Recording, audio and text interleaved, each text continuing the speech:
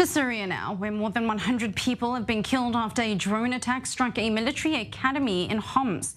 10 civilians were among those who died when drones carrying explosives targeted a graduation ceremony attended by cadets' families.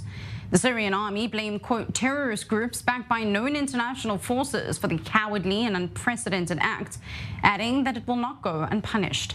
There was no immediate claim, however, from the rebels and jihadists battling the Syrian government in the country's civil war that has dragged on now for more than 12 years. With me here in studio for the latest updates is our Middle East correspondent Ariel Osaran. Ariel, what more do we know? Who could possibly be behind this? And more so, there seems to be a disparity with regards to the death toll. Which numbers should we be looking at? Right, Batya. So first of all, as to your first question, who's responsible for this? It's hard to determine at this stage, given that on the one hand, no group has claimed responsibility.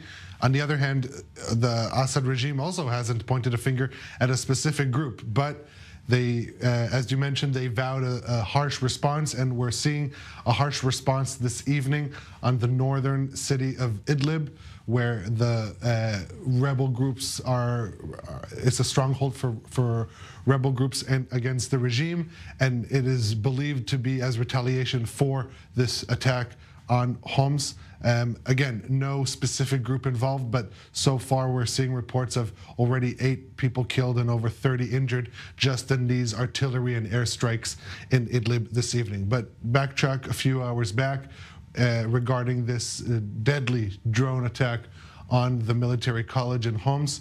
According to official numbers, we're talking about 80 casualties, 80 people killed, but the Syrian Observatory for Human Rights is placing this number a lot higher, with passing over 100.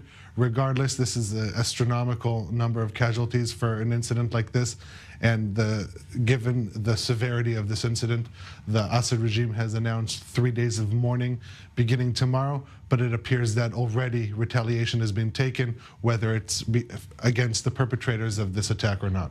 And when the story first broke, there was some kind of, I think you could say at this point, perhaps conspiracy theorists behind the fact that possibly Israel could be involved here. Why would that not be the case in an attack like this? Well, first of all, it's not one of your typical targets that Israel usually strikes.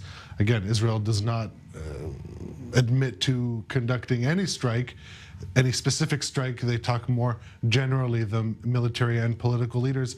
But if we look at the targets that Israel does strike, at least according to foreign sources, we're talking about Iranian infrastructure or Syrian military anti-aircraft systems, aerial defense systems, stuff like that, to attack a military college on the day of a graduation of officers, cadets with their families in attendance. This is not your typical Israeli target.